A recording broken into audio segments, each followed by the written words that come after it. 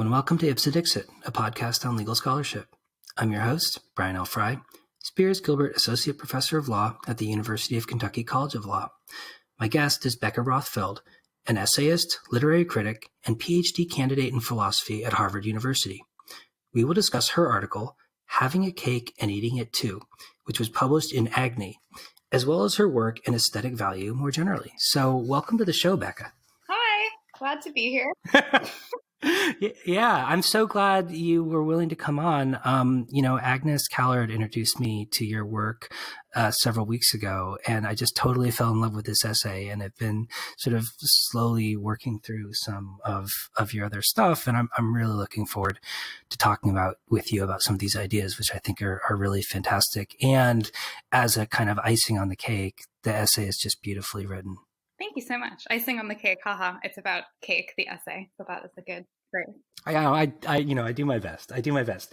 So, my take on this particular piece was you're sort of like wrestling with this dialectic of possession and consumption in relation to our experience of beauty. And I'm sure that's totally not sufficient to explain the problem that you're wrestling with. But one thing that I found really interesting was that you were sort of focusing the paper through the lens of one particular scholar, Simone Veil, and I'm not sure I know how to pronounce her name correctly, but using her as a frame for the article. Like, who was she? And what about her work was inspirational for you in writing this essay? So I believe that her name is pronounced Veil, super counterintuitively, and I pronounced it wrong for a long time until I heard some people saying it Veil, which is what I now say. So if I'm wrong, listeners, please correct me. She's really cool, weird, and interesting. She was a mystic, super religious, a French mystic. I believe she was born in like the early 1900s, and she died in the middle of World War II. She starved herself to death.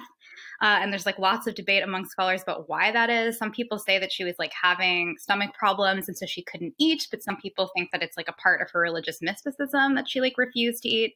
Some people think that she like refused to eat out of solidarity with like soldiers who were suffering during World War II. But she was a very unconventional thinker. She didn't join the church. She wasn't like an academic in an institution. She like refused to join the church. But she wrote all this like weird philosophical kind of existentialist stuff. But also just like totally original stuff that I think is unlike anything else that I've read in the philosophical canon. That's one of the things that draws me to her, is that she's so outside of like the conversation that was happening among people who are in more institutional contexts.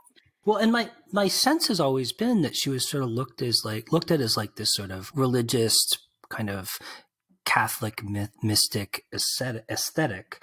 But you argue that there maybe was something more going on, that what was motivating her philosophical thinking wasn't just kind of the denial of the flesh, but more a kind of redirection of desire in some way. Is that a fair reading of your argument?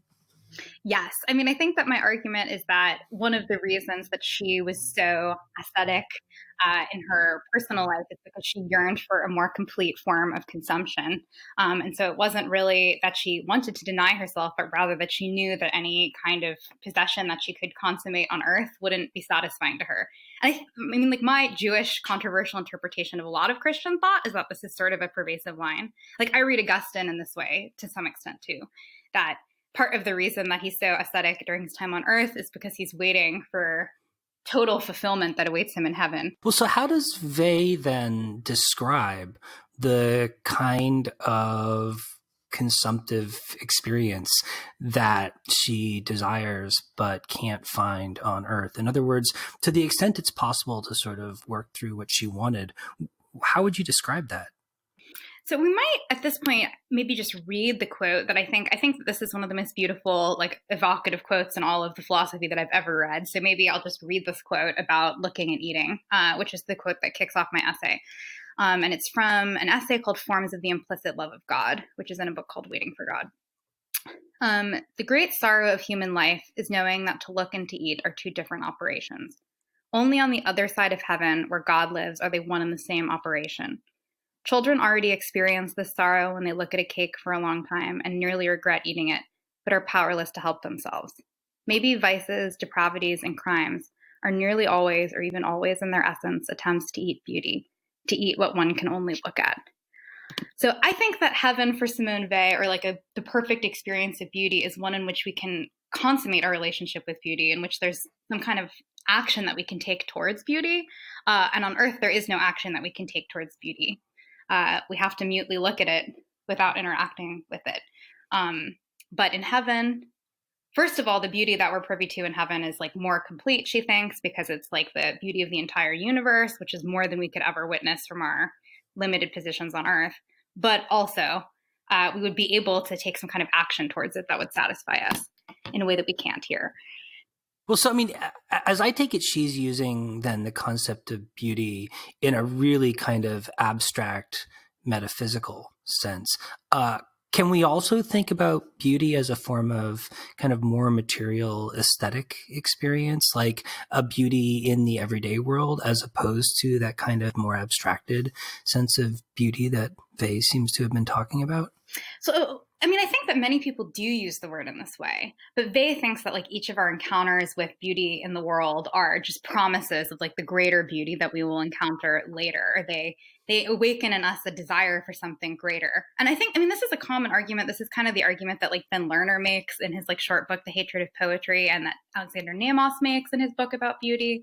But lots of people throughout the history of philosophy have thought that that beauty is much more limited. I guess, and that our encounters with it are much more limited. Obviously, Plato, I guess, takes the Veil line as well. He's a big one. Don't want to leave him out. Mm-hmm. Well, would it be fair then to think of beauty as like a kind of catalyst for a kind of desire for for another kind of experience then, or is something else going on? I mean, I read beauty this way, but I think that the predominant tradition in analytic philosophy is like the Kantian tradition, which sees beauty somewhat differently. I mean, I'm not a Kant expert, although I've tried to work through the third critique many times, always with great irritation and maybe with not very much understanding. But Kant's take is basically that what it is to interact with a beautiful object is to experience disinterested pleasure with respect to that object or incited by that object. And there's debate about like what disinterested pleasure means. The disinterest piece causes people confusion. But I think for him, the basic idea is that it's enjoyable to like look at a beautiful thing or to interact with a beautiful thing. And it's so enjoyable that in fact you want to keep doing it. It's not that it promises something greater than itself. That's just an experience that's pleasant unto itself, is the Kantian picture. So one thing I like about Veil is that she is a great rejoinder to Kant, and Kant is super predominant in aesthetics now. Well, so one of the things I really found provocative about your argument was this suggestion that, you know, in a sense, like beauty awakens this kind of hunger and desire to consume that, in a sense, like not only can't be satiated by consumption of the beautiful thing, but is actually only like exacerbated. Like the more you consume, the more you want, it almost seems like. I think that that's definitely my experience of beauty. And I think that many people have noted that beauty is inexhaustible, and that's something that various accounts of what beauty is try to accommodate in different ways. But I think that this account gives a pretty good explanation of why it is that we never tire. At least in my experience, I never tire of watching Persona over and over and over again, and I think that I never will. And I think that's partially because there's some action that I want to take towards it, but there is no action that one can take towards a beautiful thing. Like one can eat a cookie that one wants to eat, one can kiss a person that one wants to kiss, but beauty itself is not something that we can interact with. There's just no mode of action that's appropriate to it on earth anyway, which is why we retain our investment in beautiful objects, I think, even though you lose your appetite for the cookie once you've eaten it. Well, and was that distinction that I thought was really like, in a sense, the reason on your take, it seems like beauty is ultimately always in some odd way unsatisfying, is that, you know, we expect consumption to result in the kind of internalization of whatever it is that we're consuming. And yet in an odd way, like the beautiful can never be depleted by its consumption in the way that physical things can be. And I think that the fact that beauty is unsatisfying is precisely what makes it, in some senses, satisfying, or at least in some senses, more intriguing and fascinating than things that you can exhaust by consuming them. Like food objects, for example, which we tire of. I think food is like the best example, though obviously sex is also a good example. But hopefully you don't, or maybe hopefully you don't tire of the person that you're having sex with after you have sex with them. Well, so you at several points in the essay, you use kind of personal anecdotes to illustrate, and I found really kind of fascinatingly oblique and really beautiful ways the ideas you're discussing in the article. And I wonder if you could talk a little bit about those and kind of how you thought about using that technique in the context, or that approach in the context of the essay. Oh man, that's funny. Yes, perhaps now is a good time to note that this is not really, it's not an academic essay. It's more of what I would characterize as a literary essay with some academic content, which is the kind of thing that I write alongside, at least what I'm supposed to be writing in my PhD. So the anecdote that I include in this essay is about being afraid to reveal to a man that I was seeing that I poop. And there's lots of discussion of like refraining from eating when I was with this person. So that, I mean, I suppose you have to read that to really understand how that's interwoven into this discussion of Simone Veil and how beauty involves the awakening of an appetite. But I suppose more broadly, my ambition in writing about philosophical topics in this way is that I believe there's like a strong continuity between philosophy and literature. And I don't think that a lot of philosophy that's written today is written in this style. I mean, I don't think that this essay could have been published in a philosophy journal precisely because it's written in this, I hope, rich literary way. And so I try in my public writing, where I have a bit more of a freer hand, to integrate my literary and philosophical interests and to try to write essays that are evocative of the experiences that they analyze philosophically, which is not something that one can really do in like more purely academic spaces. Well, what I really like, I mean, it tied your own personal experience in a sort of really deep way to sort of your read of Simone Veil, but in a kind of dialectical way, in the sense that your experience taught you something, it seems, or at least caused you to think about beauty and consumption in a very different way. Yeah, I think it's important to show when you're writing about philosophy, if you want people to care about what you're talking about, that the stuff that we're talking about matters and like has really intimate stakes. And so that's what I try to do in like most of the essays I write for a public audience, is to show with the intimate stakes of questions like what is the nature of beauty might be. Because I think in a lot of philosophical essays written just for an audience of like academic specialists, it's just assumed that everybody thinks the question is important, but nobody really goes into like why that is and the impact that it might have on your life to answer the question in one way rather than another. In this case, had I answered the question of what beauty was the way that I do in this essay when I was seeing this man, I would have, or so I say in the essay, binged and eaten tons of food in his presence instead of refraining from eating.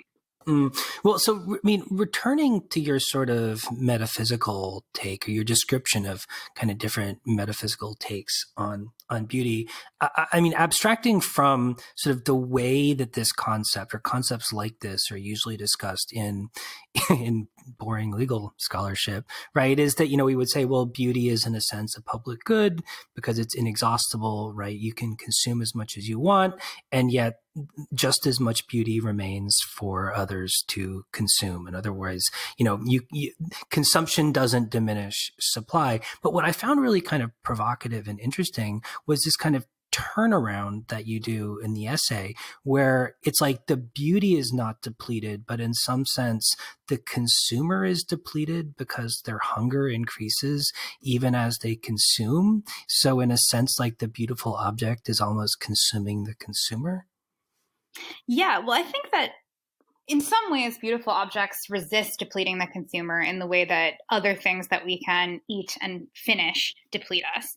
Because when we eat like a cookie or something, our appetite is diminished as we finish the cookie. But when we look at a beautiful object, our appetite is deepened.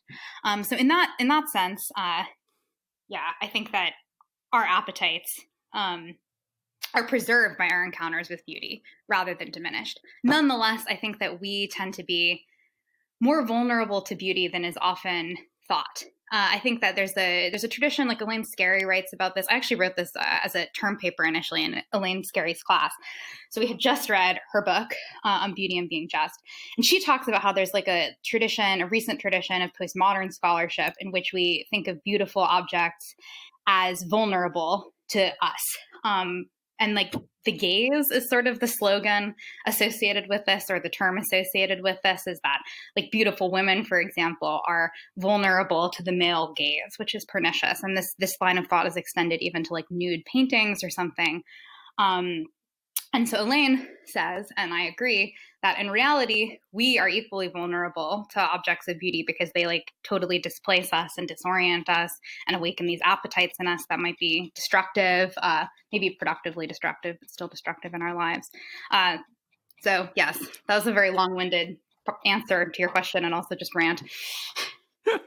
Yeah, I mean, it seemed like in a way you were drawing part of that idea from the work of Veil and maybe some other older poets or philosophers as well, but sort of putting a new or different spin on it as well. I mean, it seems like the idea of that kind of dialectic of consumption was already there, but you're kind of looking at it somewhat differently.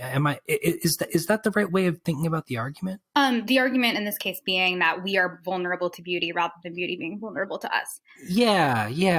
I mean, I'm not sure that I totally say that much that hasn't already been said, but I think it's an idea that's gone quite out of fashion.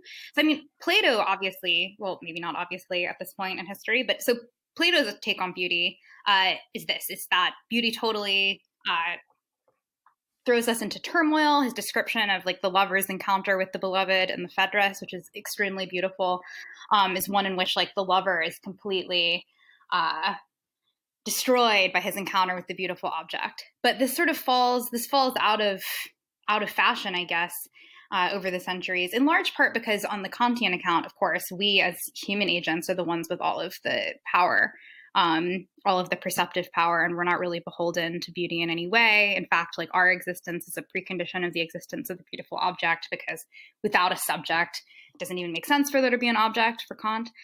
So, I mean, Veil is pretty into Plato, so she's like hearkening to this, and she has a concept of decentering, which runs throughout her work, not just with respect to beauty, where she talks about how we should try to make ourselves decentered. And what that means for her is we should allow ourselves to be sort of supplanted by our engagements with things outside of us.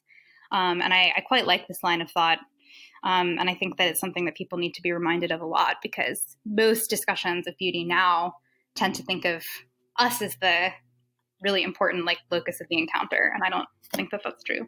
And yet on one level, I mean, it seems like we do play a really critical role. I mean, you had, again, a line I really liked because you inverted it just a little bit, where you said, beauty is like pornography. You know it.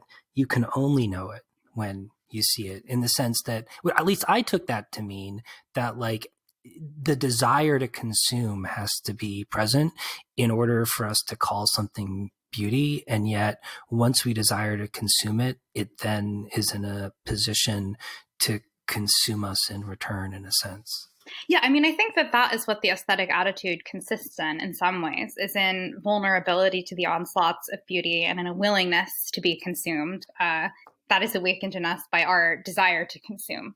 And of course, this stands in like stark contrast to this tried and true idea in aesthetics that the aesthetic attitude is one of cool contemplation, where you look at an art object and it is precisely your engagement with the art object that divests you of your appetites, is the Kantian, Schopenhauerian idea that's been taken up by all these cool analytic philosophers, which I vehemently reject.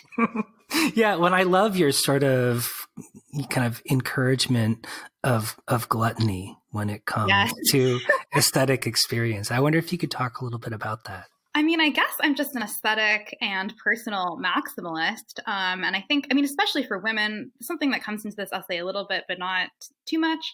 There's a much pressure to refrain from satisfying our appetites, to try to quash our appetites. And also in this Kantian aesthetic tradition, which I guess is gender neutral and encouraging everybody to quash their appetitive, I've never said that word actually, I've only read it, appetitive relationship to objects of beauty. But I think that you should desire to consume things and satisfy your desire to consume things as far as you are able, even if you cannot satisfy yourself completely in a context in which the thing that you want to consume and want to be consumed by cannot consume each other. So in other words, and we're kind of in a sense like, unlike Veil, maybe we shouldn't let the best be the enemy of the good that we experience in the consumption of beauty. No, I definitely think that you should try to satisfy your appetites insofar as you can by eating to excess, by looking at art to excess, and by living a generally excessive and deranged life. That's my advice. See how that works for me on the job market. So I read another essay I really liked by you in the Hedgehog Review on why we do philosophy. And I was wondering if you could talk a little bit about the idea of beauty in relationship to philosophy. I mean, is beauty any more necessary than philosophy, or is there some kind of relationship, do you think, between doing philosophy and desiring beauty? So I think that there is an intimate relationship between these things, although I think a lot of people doing philosophy today would deny it. And that's because I put more stock in aesthetic value, I suppose, than other philosophers do. I think a lot of people think that moral value always trumps aesthetic value, and that aesthetic value is less important than other kinds of value, like moral value, and some people think epistemic value. So I think that most people think that philosophy is valuable maybe for moral reasons, but also largely for epistemic reasons. Like philosophy is valuable because it is a good means of pursuing the truth. Whereas in my essay, I argue that maybe that is true sometimes, and that's like one source of value. But that's not a plausible explanation for what makes all philosophy valuable, because much philosophy consists in endless squabbling about what's true without any conclusions being reached. So my contention is that one major source of value is that philosophy is beautiful because it is continuous with literature. And so like that informs the way that I write philosophy, and also informs the way that I think about which philosophy that I like. Because I think most people in philosophy would be hard pressed to name a work of philosophy with which they agree entirely. I can't really think of any myself right now, but my favorite works of philosophy are the ones that are beautiful, because they stick with me and they awaken these appetites in me, and so on and so forth. Well, yeah, and I couldn't help but wonder, like, in the course of doing philosophy, whether it's necessary to be making morally correct arguments or true arguments, and whether maybe it isn't, or even, argument or addressing problems that can be solved, and whether maybe it isn't enough to make just a beautiful argument. And I wonder if you think there's a difference between those two things, or a difference that we should use to distinguish them from each other? So I think that, like beauty, philosophy desires that problems not be solved in some way. So it is, in its purest iteration, I think, unconsummatable, in that if the questions that philosophy asks were decisively answered, or were of the sort that can be decisively answered, philosophy would come to an end. And many thinkers that I like have emphasized that the process of philosophy is a process that each person must engage in anew, because the answers to the questions are never settled. So, like Arendt and Heidegger, in their discussions of thinking, their respective discussions of thinking, both stress this point. That Arendt puts it really beautifully. She says that questioning consists in, quote, unfreezing things that have become frozen in our minds. And so this is something that in every generation, concepts become frozen in our minds, and we have to unfreeze them anew. So just as beauty, our engagements with beauty never end, I think our engagements with philosophy never end, or at least that's something that many thinkers who have tried to understand what philosophy is have stressed. And I think that one answer to the question of why that is because philosophy is beautiful. I do think that there is a difference between valuing something in virtue of its beauty and valuing something in virtue of its truth-seeking capacity. Of course, one piece of philosophy can display both virtues. And I don't want to rule out the possibility that some philosophy is good solely because it's truth tracking. I think negative philosophy is more successful in this way, like philosophy that shows that certain arguments don't work for various reasons. I think that can be done more decisively. But I think more interesting philosophy almost always advances a positive proposal of the sort that cannot be demonstrated decisively. Well, so Becca, I mean, in closing, I wonder if you could talk a little bit more broadly about the philosophical project you're embarking on and sort of how you see your work in aesthetic theory and the concept of aesthetic value developing in the near future. Scary. So this is the first term that I've been working on my dissertation. I spent all of last year puttering around proposing it. So at this stage, what I think my dissertation will do, or at least part of it will do, I will argue against the Kantian conception of beauty by pointing out that one of the primary objects of beauty is people, and we want to sleep with people on the basis of their beauty. And so this poses, I think, a major problem, more major problem than has been recognized for Kant's account of beauty, according to which what it is to find something beautiful is to take disinterested pleasure in it, where disinterest is usually taken to mean something like, detached pleasure in it. And then I will talk about like what the beauty of persons is, which I think is like a pretty neglected topic. So my dissertation isn't quite about the issues that I address in these two essays, but it's about related questions. It's about what follows if we take seriously the idea that beauty awakens appetites and desires in us. And once we take that idea seriously, what are some objects of beauty that we might want to think about more that we haven't thought about before, like people, and what makes a person beautiful? Okay, well then I have to do this, but like in closing, I kind of wonder what your thoughts would be on whether pornography is beautiful or can be beautiful, or rather like maybe the kind of desire or the kind of experience that makes people want to consume pornography. Can that reflect an experience of beauty? So I think it depends on what is meant by pornography. I certainly think that lots of erotic art can be beautiful, but because of the way that I understand beauty as like disorienting us, and I think of beautiful artworks as ones that interpose complication between us and our relationship to the world. I think that pornography that's just designed to produce an orgasm is not beautiful. Although it's fine. I don't think that it's bad or should be removed from society or something. But I think that that doesn't trouble our relationship to people. It doesn't trouble our relationship to the world. It's sort of a transparency that we can look through as we progress towards the desired outcome, which is an orgasm and it's over. So I think that lots of erotic art could be beautiful in the way that I understand beauty to be, but that pornography in its current iteration, for the most part, is probably not beautiful. Well, Becca, thanks so much for coming on the show. Once again, I really love this essay, which, I found really kind of intellectually provocative, but also just a really beautiful, inspiring read. And I look forward to reading more of your work. Thanks so much. It was so nice to talk to you.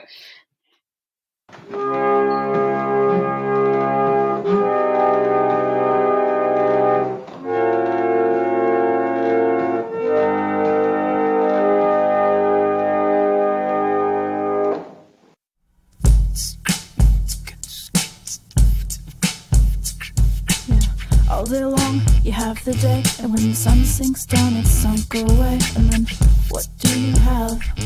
What do you have? In the night, what do you have? What do you have? Well, I got a rod and it's hot, I drive it. To pay the gas, I got a 9 to 5 it. The engine turns, keeps the heat alive for the ladies. All those girls in pictures, girls in bars, yeah. Everybody knows a girl requires a car. And I drove one out to look up at the stars, and she was like, Tom, do you ever notice the space that's in between the stars? And I was like, well, I seen a hole and I aim to fill it. If that hole's got a heart, I got the means to thrill it. The hole's got a heart, I got the means to fill it. If that hole's got a heart, just keeping the girls burning. Just keeping the girls burning, please. Keeping the girls burning, cause they're hot circles, give me some hope, yeah. Keep your girls burning.